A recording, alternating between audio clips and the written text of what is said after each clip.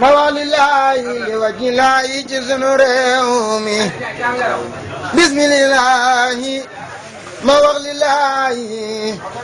li wajhi laahi ci sunu réew mi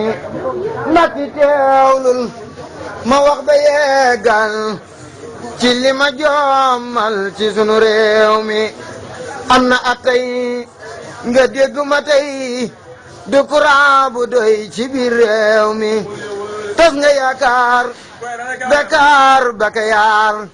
bul yaakaar a def ñaari mandat ci réew mi xam nga ko sax isu ko sax gisuma lu tax nga jiite waat réew mi du hôpital boo def Jurbel ba ca biir capital Dakar ci réew mi waxuma laa ki sin jigéen dootul wasin ba ñuy taal ñaari cin ci biir réew mi bu démb doon tey ñu ba woon wadd mi fi nekkoon moo gën ci réew mi mag ñaa ngi jooy ndaw ñaa ngi naa wooy jur gi sax yooy ndax sa tale ci réew mi baykat bi gisul boppam ci sa fal dalaa wooteel ngir nga neexal réew mi sàmm ak waa napp ñoom dootu ñu la sopp yow ku la topp rus ci réew mi yokk ngay sens te wañ woo gaas yow daal amoo sens ci bopp réew mi il faut travail beaucoup travail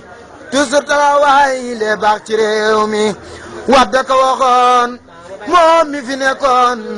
tey sunu yëgoon ba ko réew mi wadda ko waxoon moom mi fi nekkoon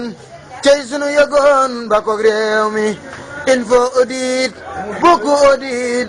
toujours audit lay yes ci réew mi moom rek nga xam yow moom nga gëm ci gan anam ngay doxal réew mi ministre de la justice moo ko war a res yow nga ni mes liggéeyal réew mi yaag Abdou Mbaye am ñoom Xuja Mbaye lii rek rawaa ngaay di xaar ci réew mi ku nekk di ci wax di ci jaay lam yu rotax lépp di ay nax ci sunu réew mi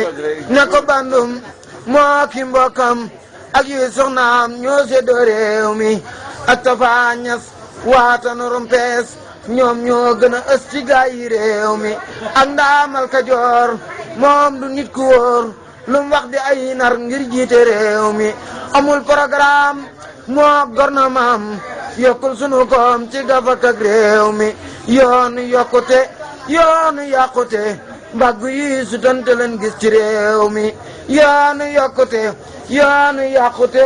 mbagg yi sutante leen gis ci réew mi def nga na ay gool nee naa loo fi bool yaa dis mbiteel ci bopp réew mi lu fi waay di jaay day mujj naax saay xanaa amooy ni jaay mu wax ci yow mi lu fi waay di jaay day mujj naax saay xanaa amooy ni jaay mu wax ci yow mi yaa dim nattu ku wax nga tontu xuloog matu nga nekk ci réew mi yaa dim nattu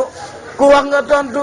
xuloog matu nga nekk ci réew mi subhaana rabbika rabbil izzati amma yasifoona wa salaamun alal mursaliina walhamdulillahi rabbil alamin